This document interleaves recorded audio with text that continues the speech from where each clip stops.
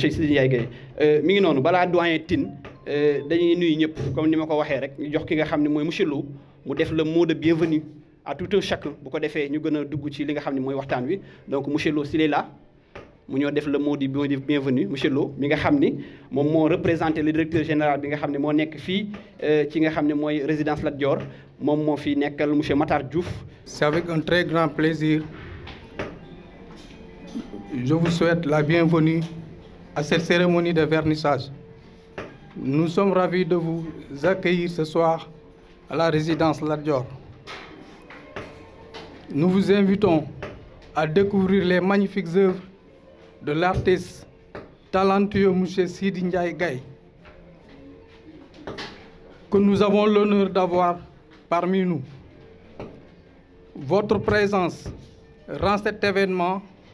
encore plus spécial et nous sommes profondément honorés de le partager avec vous. Permettez-moi de m'inspirer des mots de Brian Tracy, homme d'affaires américain, né le 5 janvier 1944, pour encourager l'artiste du jour. Brian disait: j'ai découvert que la chance est assez prévisible. Si vous voulez être plus chanceux, prenez plus de risques. Soyez plus actifs. Affirmez-vous souvent. Merci à tous et passez une excellente soirée. Je vous remercie. Gérant monsieur Cheikh Lo représenté fi le directeur général bi nga xam ne moo ñu yombalal lieu bii ñu nekk nga xam ne mooy résidence Lat Dior ñëpp xam nañu ne c'est pas facile pour li nga xam ne mooy fu mel ni fii donc ñu sant ko bu baax a baax ci kaddu yi am solo yooyu nga xam ne moom monsieur Cheikh Lo yëkkati na ko de la part du directeur général monsieur Makhtar Diouf fii ci résidence Lat Dior. Alors gannaaw moom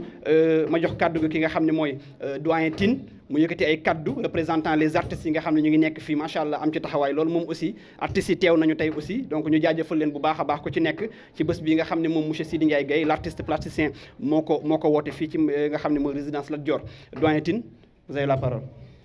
Merci. Tey ñu ngi sant bu baax teew bi ñu fi teewal fii Sidi Gueye Ndiaye n'est-ce pas noonu la Ndiaye Gueye au contraire waaw ñu am ci mbégte bu rëy ndax liggéey bi mu fi liggéey laaj na wone bu baax a baax a baax a baax liggéey la boo xam ne bu am solo la te liggéey ko jafe du lu yomb ndax ku ne mën nga wax ne alors peinture da ngay jël rek taqal nangam waaye déedéet dafa am loo xam ne artiste bi daf ko am ci boppam daf ko yenu ci boppam waaw loolu mu nga xam ne moo nekk ci biiram dafa am li tax mu doon artiste mooy mu mën a génne loolu won ko nit ñi am ci mbégte am ci kontaante waaw aussi am ci njàngat boo xam ne lu am solo la ci wàllu aar nekkul rek li bët yi gis waaye li mu ëmb loolu mooy aar loolu nag pour génnee ko dafa laaj nga nekk ci situation ci ay situation yu am solo waaw yoo xam ne neexul a expliquer sax nit ndax dafay mel ni nit ki dafa nekk li ñuy wax li tubaab di wax en transe waaw en transe ci transe bu àggee ci sommet boobu ci transe boobu ci lay mën a génnee dëgg li nekk ci moom waaye du question rek xalaat bu rafet wala lii wala laa waaw donc ngeen xam ne ñun tey Sidi mi li mu ñu indil fii nekk na lu am solo te gis naa ci avancement boo xam ne at yii ñëw yal na fi yàlla bàyyi ànd ak wér bàyyi leen ñu nun ñëpp fii ànd ak wér ak jàmm ak salaam di ngeen gis mu atteindre yeneen niveau yu gën a kawe moom la ñu koy ñaanal te xam naa ne foofu la jëm ndax liggéey bi ni mu koy gëstoo ak ni mu koy tegee ak ni mu koy wane na ne moom mi ngi ci yoon woo xam ne bu koy jural ëllëg ndam lu rëy waaw mën na ko ci am waaw kon nag du ñu def lu dul ñu xool mbir yi ndax maa ngi doon invité nit ñi pour ñu jóg taxaw parce que li la intéressé bu fekkee ne da nga ko ñëw di ko xool si toogaay bi duñu ko rafetlu waaye boo toogee di xool liggéey bi xool couleur yi xool li nekk ci biir da ngay xam ne kii liggéeykat la dégg nga liggéeykat la te ñu ngi ñaan mbooleem ñi fi nekk ñu ñaanal ko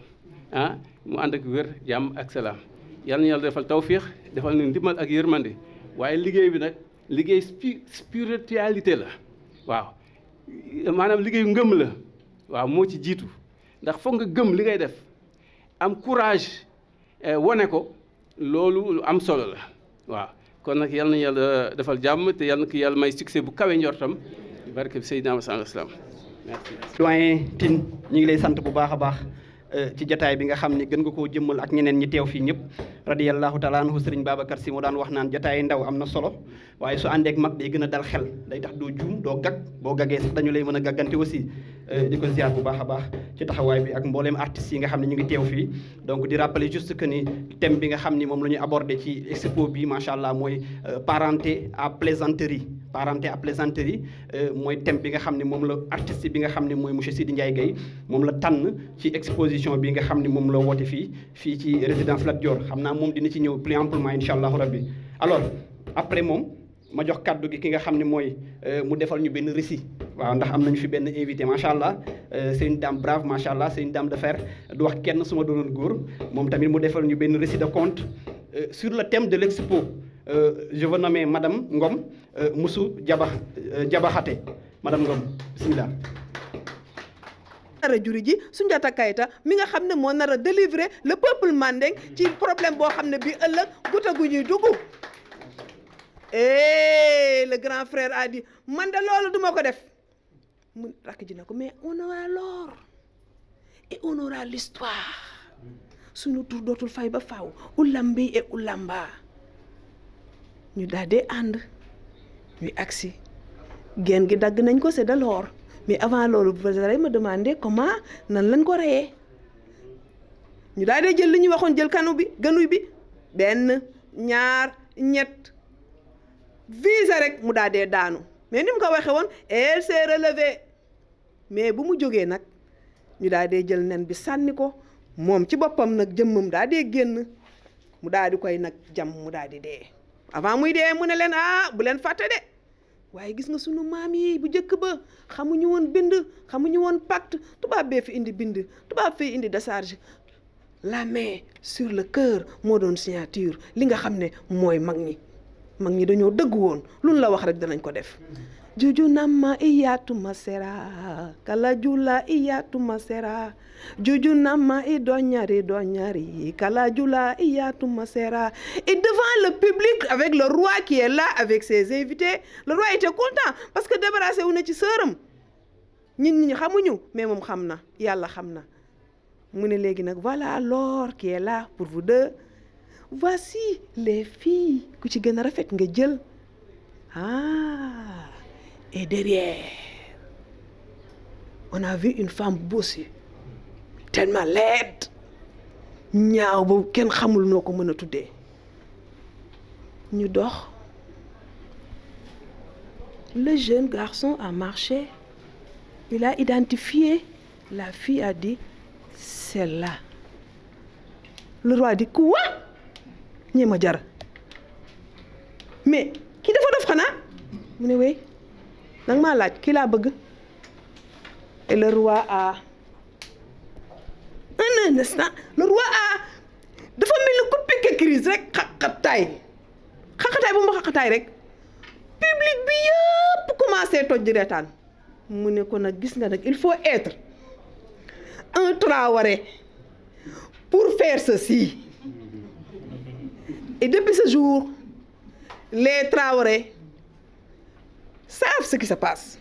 Et le monde maintenant sait ce qui s'est passé. Mais ils continuent toujours de dire que les Traoré, les Diarra, ils disent toujours que les Traoré sont des... C'est ainsi que mu nekk cousinage nekk ci noonu mu nekk diggante les Traoré et les Diarra boo ñëwee Sénégal mu nekk entre les Ndiaye et les Diop. C'est ainsi que termine mon histoire. Celui et celle qui renifle le premier ira au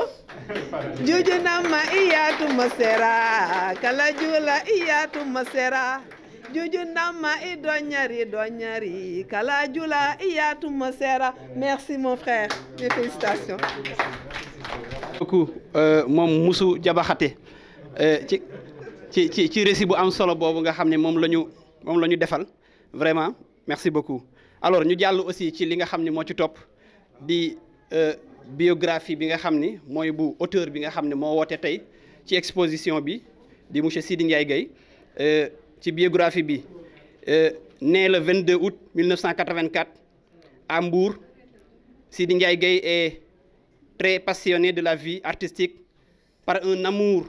fou des métiers de l'art. Depuis tout petit, dans son village natal de Malicounda, qui regorge d'énormes richesses de diversité artistique et culturelle, il commence déjà à dessiner et à reproduire des images de livres scolaires, manga, magazines de football, 11 et autres,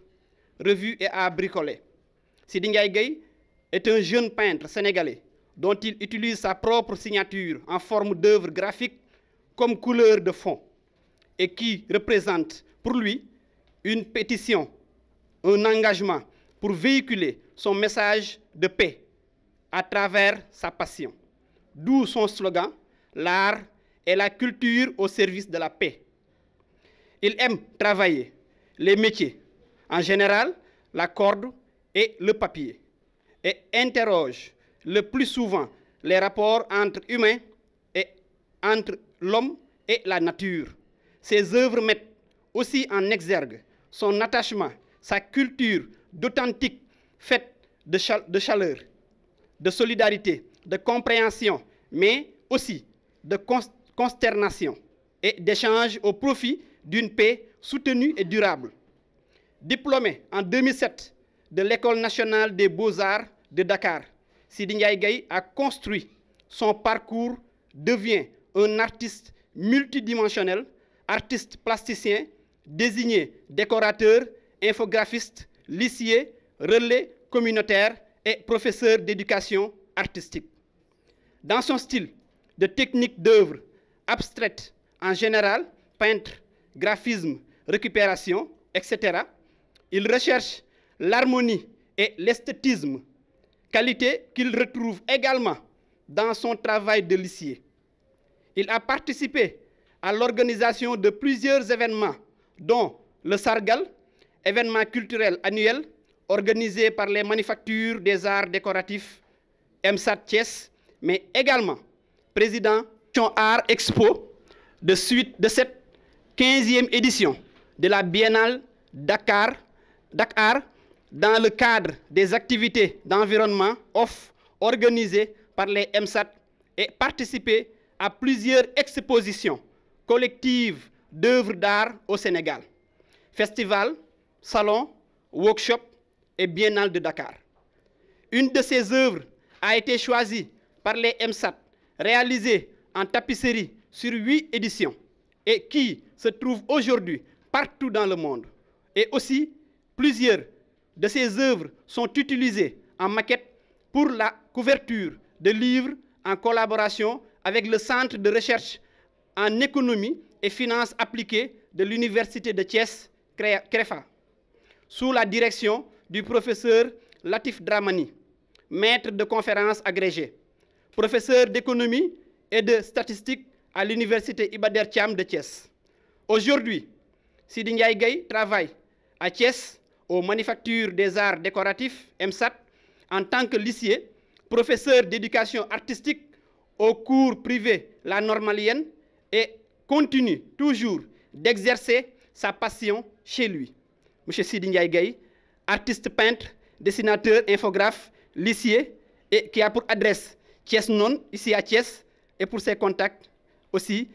j'en passe, 77 373 43 40, 76 362 42 98 et le dernier 77 457 94 31. Pour son email, yegar9@yahoo.fr. Voilà, en quelque sorte, ce qui monsieur Sidi Ndiaye Gueye pour sa biographie et je demande et aussi c'est pas facile de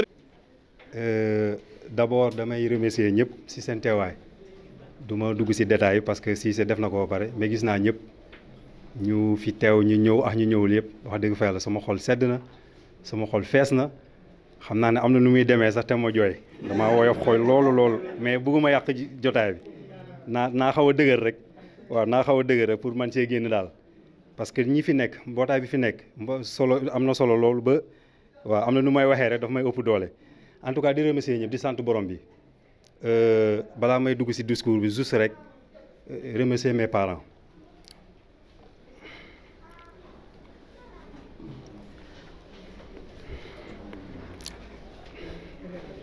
sama yaay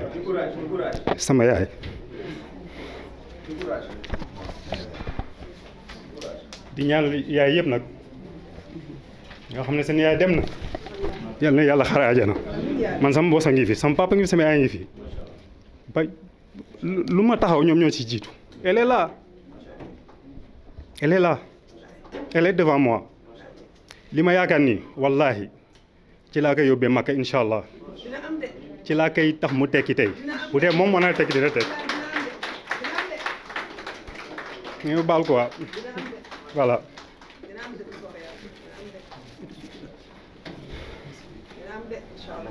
di gërëm ñëpp di gërëm sama goro yi ñoom ñëpp ñu ngi fi la famille tout le monde est là particulièrement sama soxna tey ba mu ko waxee projet bi moo taxaw ni carrément lépp luy lekk man maa koy defar jus tout ànd ak samay goro ñoom mbéyeng lépp la ñuy def c'est vrai que hôtel moom lekk du fi dugg loolu comprendre naa ko mais incha allah soose yeeg njóobeen yeeg affaire yaa ngi ci oto bi kuy génn rek dinañ la jox nga yóbbaale amul benn problème di ko remercier bu baax sama soxna madame Gaye Ndeye Ami Fall voilà kéwul tuuti micro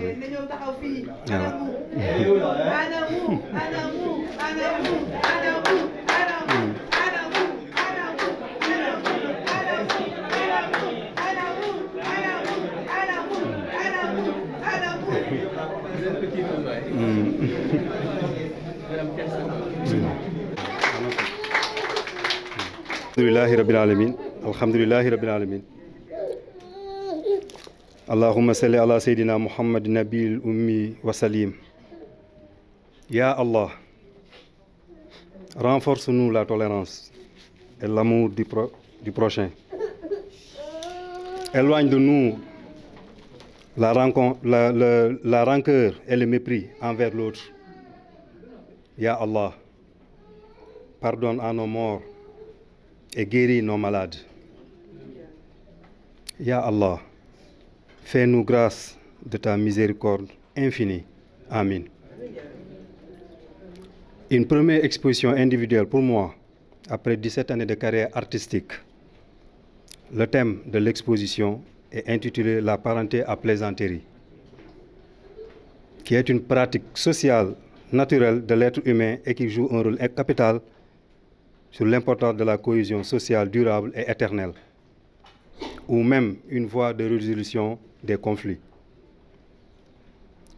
La parenté à plaisanterie ou cousinage à plaisanterie ou encore alliance à plaisanterie est une pratique sociale typiquement de l'Afrique de l'Ouest et qui se transmise de manière informelle de génération en génération. Un vrai régulateur social.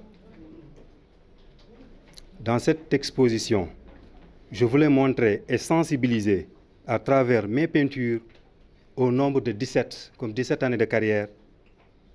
comme la société trouve les moyens symboliques de canaliser la violence en la dépouillant de son caractère offensif,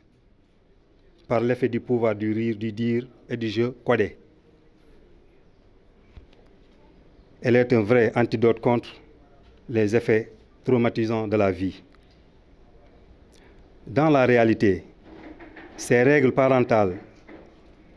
inaliénables qui caractérisent la relation à caractère sacré qui unit Joola et Séeréer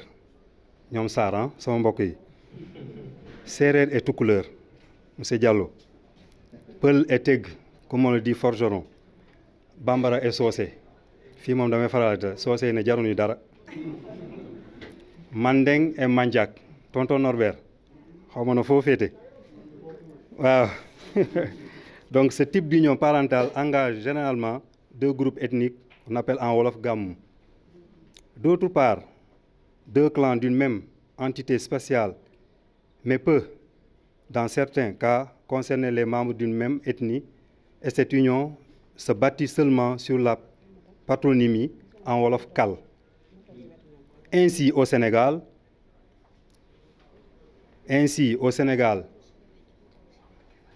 une parenté à plaisanterie utilisant les personnes des noms patronymes suivants. Ni que sama sista doon waxee diggante Njaay Jóob dañ fay dugal sax jaata jara si diggante Mbay Wadd Samb Mbuub diggante Mbàkke Ndaw Buso diggante Faal man ci laa bokk Jaañ Gay Ñaan Mbóoj diggante Ndooy Mbeng Ñaan diggante Seen Juuf Fay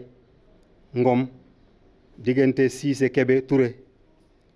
Mbay diggante Géy Sekk diggante Sow Jee Sall Sarr Thiam et cetera ñoo ñëpp dañuy tooñante lu tax thème bi am importance parce que dama gis ni surtout la jeunesse des fois je m'amuse à c'est vrai que awma sa temps boobu di dugg ci WhatsApp bi di xool li may njëkk gis mooy saaga xale yi ils n'ont rien compris te yàlla xam na ne am na loo xam ne tey buñ ko téyee muy parenté à plaisanterie patrimoine immatériel la loo xam ne tey man pare naa xam naa su ma ko waxee sa di nga reetaan dem ba Russie sa montagne taxaw di défendre lii xam ne ñun ñu ngi richesse boo xam ne tey ñoom buñ si sukkandiku lii am ñëw ci àdduna du am ñeme naa taxaw en tout cas je me défends je me réclame comme protecteur de cette parenté à plaisanterie là dem ba Irak di ngeen reede waaye ñeme naa ko su ma Diomaye joxoon le président de la République son excellence monsieur Diomaye Diakhar Faye bu ma invité na ma jox bii ma dem Irak taxaw ci montagne je réclame ça rien que pour la paix parce que mun naa ko te xam naa ni mun naa ko te lu ne jaral na ma ko parce que xam naa li ci nekk. Donc cette relation est fondée sur une plaisanterie parfois hypocrite entre guillemets par le truchement comme ni ma ko waxee léegi xam nga bambara moom fu ñu mënta nekk rek ñooy ëpp doole soose yi loolu moom c'est indéniable. De laquelle les différentes parties concernées peuvent s'échanger des expressions déplacées mën nañ saagante s'insulter waaw se moquer di tooñante sans colère ni frustration kenn du ci mer kenn parce que loolu ñoo ko moom ni rancune sans qu'il y ait cette sensation d'être vexé le pardon réciproque des acteurs genre polo boo xam ne tey suñ koy soog a def da nga yaakaar ni ñii dañuy xeex mais bu ñu pare nañ ci voilà ku ko xamul na da ngay naan ñii moom dinañ dem xeex léegi mais suñ si pare nañ ci parce que loolu ñoo ko moom parenté à plaisanterie moo tax tey njóobeen moo ñeme taxaw wax lu ne njaayeen séeréer moo ñeme taxaw wax lu ne tukuleur wala pël séeréer moom dañ leen yàpp ñoom ñu ngi fépp Casamance bi problème bi di gën a garaaw maire séeréer yi ñoo solu li may wax ni ñoom jo ils sont là ils sont témoins dem ba Casamance rien que pour la paix parce que ñoom dañoo dem ñu ne ñun ñoo sañ a taxaw wax li ne nañ teg li ci suuf et ils l'ont fait kon lii c'est sacré tey boo gisee ma jël ko sama première édition bi parce que pour man lii mooy àdduna parce que àdduna boo xam ne tey ñu ci lañ nekk te amuñu jaamu boobu duñ ci mën a def dara duñu jaamu yàlla soose yi duñu lekk njóobi ni duñu lekk kon donc lépp ci jaamu ji la nekk. Donc dans ce cadre plus restreint il peut opposer des personnes d'une même famille exposant des liens affectifs de plaisanterie qui consolident les rapports entre cousins croisés am na sama benn doomu bàjjen bu fi nekk te ngeen la jógee ba mu ko gisee seulement tiit parce que xam naa su ma nettalee samay démb moom samay directeur ak samay xaritu artistes yi boobu dinañ ne kon ndeke kii du dara waaye nangul naa ko moo ma ñemee wax lu ne nag mu ngi fii donc loolu sama diggante ak moom la parce que ay doomu bàjjen lañu voilà donc muy rôle bu am solo les grands-parents loolu aussi dañ koy dugal ci parenté à plaisanterie sët moo ñeme def lu ne maamam ay waay bu ko baay bi gisee tout pourtant baay bi daanaka def maamam voilà donc loolu aussi day dugg ci cadre boobu c'est-à-dire parenté à plaisanterie non seulement ay sant wala ay lakk wala ay yooyu noonu mais day dem ba diggante maam ak sët parce que maam bi lan lay gagné ci loolu day gagné maanaam day delluwaat xale day mel ni ku am 15 ans xale bi aussi day gagné expérience c'est-à-dire bu nekkee ay moromam en général ñoo la ñuy wax xale paa xaw ma paa xale parce que dañu am expérience boo xam ne des fois dañoo wax yoo xam ne dañ naan nool kii du suñu génération après finalement dañ naan ah maama ko yar waaw ñamu mag la donc kële day gagné en âge mais kële aussi day gagné en expérience d'où la transition xëy na dee moom day commencé 0 ans ba 100 ans wala 150 ans waaye nañ jàpp ne rek ki gën a màgget mooy gën a jege dee kon donc transition bàngoog maam dem na waaye bàyyi na fi sët moo tax boo xoolee en général sax sët li muy gagné sax mooy sax ëpp sax papa ji waaw parce que xëy na du demee papa ji da ko dul jege mais papa ji xëy na mu ngi dem wut lu muy toppatooy papam mais sët bi am na temps mu ngi jege maamam parce que am nañ jot boobu xëy na bu jógee école il est à ses côtés wala elle est à ses côtés di waxtaan ak moom donc loolu tax en général ñoom ñooy gagné plus que seeni pap voilà donc l'écart générationnel boobu aussi dafa am solo te loolu aussi day faj mag waaw day faj mag loolu tax ñu am différence boobu aussi ñun ak nasaraan yi waaw ñun doo màgget rek ñu génn la ci kër gi c'est très grave di lancer aussi surtout jeunesse bi nañu maytu yooyu suñu way jur yi fi nekk nu ñu màgget nañ leen téye ak ñoo fi baax waaw waaye toog sa kër rek sa ruq rek man ak sama doom ak kii rek lijjanti ko foofu rek waaw lu bëri luy xew nag boo leen amul lu ñu leen di conseiller rek wala ñu amul lu ñu téye rek ngeen baal ma nag sëy boobu mun na yàqu waaw parce que ñoom dañuy téye lu bëri waaw di jege parents di ci baax loolu waaye topp wàllum àdduna bi waaw c'est très dangereux en tout cas ñi si am chance sax du ma ne chance waaye ñoo xam ne seen yàlla dogal na seen waajur nekk fi vraiment ñu téye leen te beneen aussi chance la ñi dem ça ne veut pas dire que dañoo perte dem sëg yi di leen ñaanal lépp loo fi de day delluwaat si yow defe naa sax ñooñu sax ñoo gën a ëpp chance parce que loolu ñaanu xaas la bu direct la du jàdd fenn waaw dem ziar armée du jàdd fenn waaw kon donc mu nekk fi mu ñàkk nekk fi yëpp ñu def li ñu war en tout cas loolu c'est ça la parenté à plaisanterie donc ça constitue aussi en réalité un moyen de décrispation d'humour créé entre ces personnes l'équilibre la paix sociale la tolérance la solidarité et la courtoisie. Elle permet également de gérer beaucoup de conflits, comme je l'ai dit tantôt en wolof, dans la société. Elle se pratique dans tous les lieux, à tous les moments et sans limite d'âge. maa ngi fàttaliku benn jour may jógee Dior di dem Dakar ville ma dugg ci oto bi benn paa xam naa sûrement Fall la sant voilà ma toog nag waxuma dara quoi fàtte génnee xaw ma dama fàtte xaw ma dara en tout cas fàtte naa génnee voilà léegi nag bi apprenti bi insisté ma ne ko effectivement dama fàtte paa bi jege xool ma mu ne ma leer na ne Gaye nga sant ça c'est tellement juste voilà c'est tellement juste que ma ne non paa bi dafa bëri xam-xam en fait parce que à moment yooyu xaw ma woon affaire u kal yooyu quoi miinu ma ko woon baax mu ne ma leer na ne Gaye nga sant après c'est là j'ai compris que c'est affaire yu codé la c'est codé quoi voilà je me suis dit soit après la comprendre ni kon Diagne wala Fall ndeke moom Fall la sant ñu commencé di tooñante pas bu màgget dañoo tooñante ba muy wàcc may wàcc wallahi mais affaire bu neex oto bi am ambiance suba teel boobu nag nga xam ne da ngay yeewu fukki dërëm yi nga pour jënd café sax doo ko am ne ambiance bu neex ci oto bi ci car rapide bi nga xam ne dañ daan booxante sax jaar ci fenêtre yi en màgget voilà vraiment après ñi sonn mais bi ñu duggee ci oto bi ambiance boobu ça crée tellement d'humour ba ñëpp kontaan moo tax lii vraiment man pare naa en tout cas doyen lii pare naa pour défendre ko te dinaa leen fu ne na pour défendre ko incha allah incha allah Palestine voilà wallahi pare naa donc voilà maintenant si vous me le permettez taxawaay bi yàgg na donc on va faire le tour dañ ko yóbbu Casamance boobu commandant la jox ko benn zone bu garaaw bu ma dul tudd mu agsi mu jël ay soldats na ñu gunge ko ñoo ko jamais de la vie moo commandant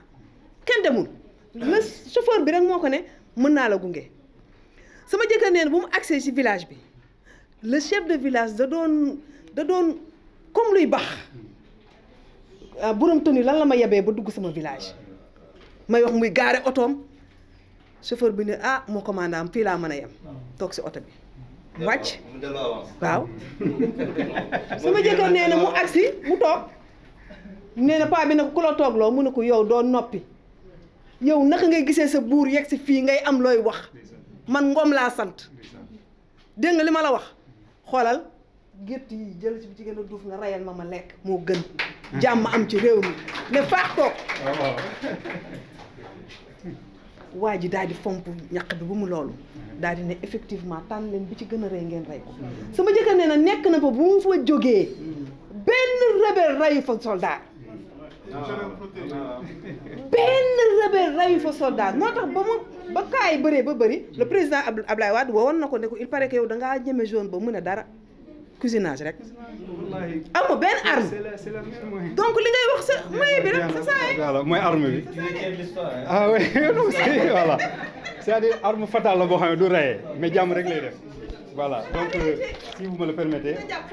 inchallah donc on va faire le tour mun nañu kii nii sax si voilà donc de là voilà rapidement bii moom c'est en 2017 voilà mu ngi tudd Jo le Jazzman bi maa ngi koy inspiré sama benn collègue c'est-à-dire dama ko liggéey ba pare suba teel comme moom day fajaru ñu may dugg rek daje moom ci buntu biroom ma ne ko mais Jo dama defar benn œuvre mais dafa niroog veste bi nga sol ni temps seddaay la seddaay bu métti na yàgg na ah voilà ma ne ko dama am problème pour wutoo ko titre dama am problème pour wutoo ko titre mais tuddee naa ko Jo le Jazzman comme jazz lay def ma ne ko Jo Jazzman laa koy tuddee mu ne ma non da ngay caaxal ma ne ko billaahi noonu laa koy tuddee te bind naa ko ba pare mu ngi nii depuis 2017 voilà donc voilà il est là moom mooy sama infogramme mooy dama génnee torpedo pour sol ko benn bouton bi dañ affaire bi di lagg ma teg ko sama ko bureau damaa ñëw gis œuvre ba nag heureusement ma sol ba torpedo bi voilà donc là-bas voilà fii xarit yombul voilà xarit yombul boo leen ko xoolee bu baax mooy ñaari bopp yi jàkkaarloo ci kii laa koy inspiré sama pap Cheikh Alassane maa ngi koy ñaanal mu gudd fan voilà moom ma représenté maamam voilà donc boo leen xoolee xarit yombul dama jël exemple ci ndox rek ci ndox maanaam boo leen xoolee kii dafa mel ni bopp bi dafa gën a nuuru boo xoolee kële moo gën a gën a tuuti ça veut dire que tey yow boo amee sa xale bu nekk ci ay sa xarit mu nekk ci ay tolof war nga kaa mën a sauver imagine ngeen nekk ci ndox kii di waaj a lab yow sa bopp sax sa yëf wóoragul nga naan da ngay sauver nit xarit foofu la toll est-ce que man dinaa ci génn tu ne dois pas te poser la question dis-toi que dama lay sauver vous voyez donc exemple c'est-à-dire foo leen mënta nekk ci tolof bu mënta doon ku ci nekk war nga mën a jàppale sa morom boo leen demee ça c'est l'image mais boo leen demee au fond boo leen xoolee bi dafa am ay taches blanches vous voyez mais là amul tache kii xëy na exemple ndox laa jël moom boppam génn na mais par contre fii amul tache ça veut dire que bu dee jikko ji la xëy na amaana kii moo ko gën a baax la jikko voilà parce que aussi ñaari xarit noonu la ñu war a mel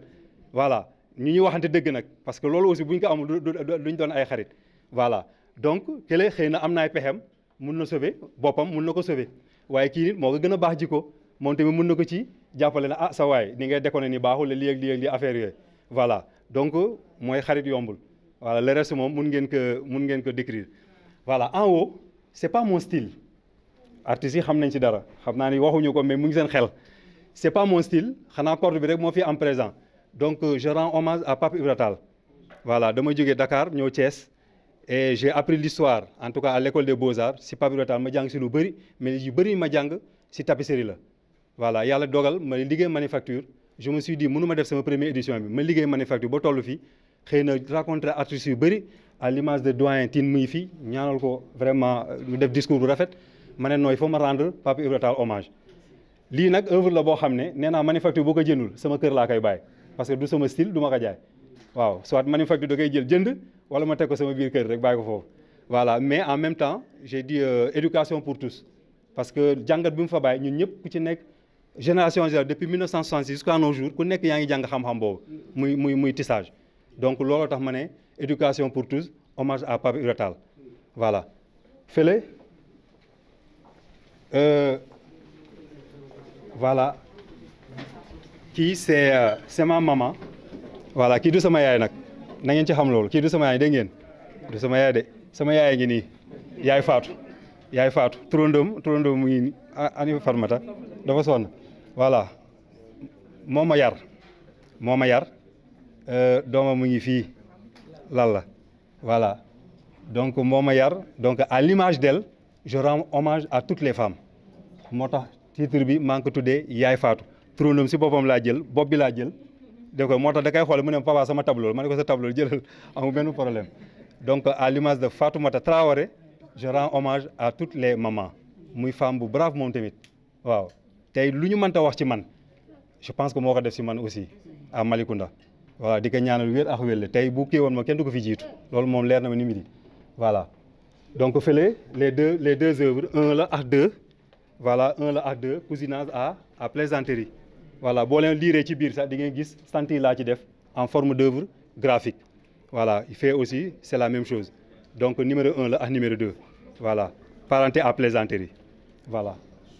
donc boo leen xoolee ci ginnaaw aussi ñaari œuvre yoo xam ne ñoom ñooy ànd ñaari ndaw yi ñoom ñoo ànd voilà donc comme je l'ai toujours dit ay àndandoo lañ daal waruñu bàyyante ay seex lañu donc elles sont toujours ensemble voilà donc na ñu ngi koy titré voilà donc fii ñu ngi koy titré rakk topp mag voilà loolu aussi c'est toujours dans la famille joxante cër parce que boo gisee ma defar œuvre bi li ma ko gën a inspiré mooy suñu famille wax dëgg fa yàlla samay rakk yëpp dañ topp sama ginnaaw am na ay mag yi aussi macha allah noonu laa def ak ñoom mu nekk vraiment benn cohésion boo xam ne am na sama benn rakk boo xam bu ñëwoon tey Sunkaro ñu bëri xam nañ ko da nga yaakaar ay doomu bàjjen lañ voilà dañuy tooñante arama ngi fi jigéen la waaye dañuy tooñante ku ñu gis da nga yaakaar ay doomu bàjjen lañ pourtant ñoo bokk ndey ak baay. soo nee rakk topp mag. waaw. xanaa mag yërëm rek. waaw jeex na noonu la rek c'est réciproque c'est réciproque voilà moom moo tax ñu def 3 points de suspension donc loolu aussi moo tax ma am inspiration boobu voilà donc là maa ngi koy tuddee benn un quoi un voilà bu leen neexee sax su ma fi jógee après ngeen compter ko mathématicien yaa ngi fii jaxate voilà bu leen neexee nga compter ko voilà tu vas trouver 19 têtes 19 plus 1 égale 10 10 c'est 1 moo tax mu tuddee que 1 benn ku ci nekk nag mun nga ci def sa xalaatu sa commentaire bopp fa laay yem voilà su ma waxee lépp na du baax kon tableau bi du jar voilà donc bii c'est titré en wolof en bambara autant pour moi waaw c'est titré en bambara xam nga ñun fu ñu dem rek mbaɗum Malicounda kaw mbawi ɓe fola vraiment ñu fen fo sorona aluɗo voilà waɗake nag ni tableau ni na ña fenga toxol tugun sa baade ña voilà ni tableau ni baade ña ɗo maanaam c'est ça le titre c'est titré en bambara baade ña la famille voilà donc ça rentre toujours dans la parenté à plaisanterie voilà et là voilà on a voilà Boul Khadi là je m'adresse toujours à la jeunesse parce que jaar naa fi te nit ñi dinañ fi jaar am na ñeneen ñu fiy jaar mooy maanaam ngay wut dara te ba léegi sax ñu ngi wut wax dëgg fa yàlla amaguñu nga bañ a xaddi daal parce que lii yëpp tey xalaatuma koon sama àdduna parce que pour man c'est dans 30 ans quoi wala dans 40 ans te yàlla yombalal na ma lépp alhamdulilah donc dafa bokk ci trajectoire nit maanaam nga am say diplôme wala nga def sa formation jàng am lu bëri li ay feuilles la yoo xam ne voilà tu te dis fu ne laa déposé damay sànni garaawul nga bëgg a xaddi déedéet bul xaddi bul bàyyi loo mën a téere gëm ko ni ko Youssou Ndour waxee même booy jaay caaf sa na nga ko gëm booy jaay géej na nga ko gëm na nga ko gëm bu ko defee lépp looy ñoddi rek day ñëw incha allah donc voilà mooy bul xaddi voilà. Et là doyen Tine là je rends hommage aux artistes comme ñun moom on n'est pas des musiciens xam nga musiciens yi moom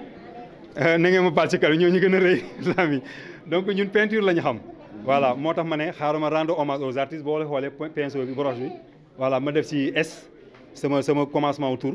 Sidi voilà def broche bi ak au fond sama signature ak contraste bi donc voilà ça résume en quelque sorte voilà les styles d'œuvre d'art yoo xam ne artistes yi na ko utiliser moo xam technique mix la moo xam graphisme la moo xam peinture la donc loolu yëpp dañ koy retrouver ci œuvre bi donc je rends hommage à tous les artistes à l'image de Doyen Tine qui est là pour représenter tous les artistes du Sénégal voire même du monde parce qu'il a quand même fait le tour du monde voilà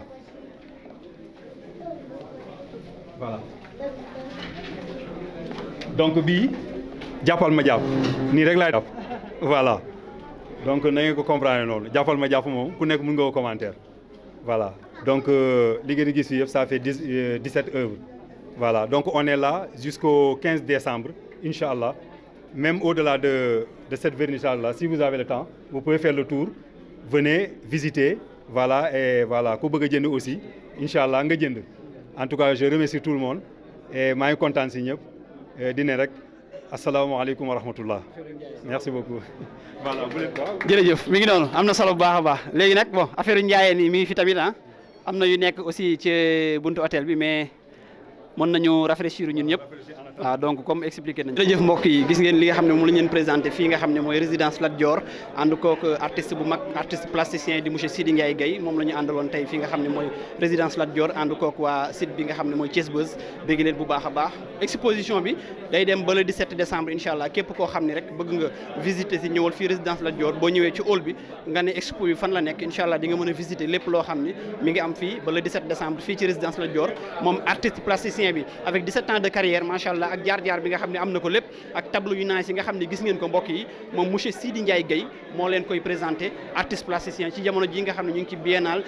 des arts bi nga xam ne mi ngi am fii nga xam ne mooy au Sénégal et partout dans le monde aussi di artiste boo xam ne bu am taxawaay la artiste boo xam ne bu am njëriñ la c'est une première nag moo tax mu taxawee lii nga xam ne moom la taxawee avec 17 ans de carrière yi nga xam ne def na ko ci décoration ci wàllum plastique lépp li nga xam ne mi ngi koy def daal vraiment nekk ko am taxawaay donc mbokk yi dañu leen di jaajëfal kontaan ak ci yéen bëggaat ci yéen bu baax a baax joxaat leen dig daje beneen yoon ak bi ngeen taxawaay jaa ngeen jëf merci beaucoup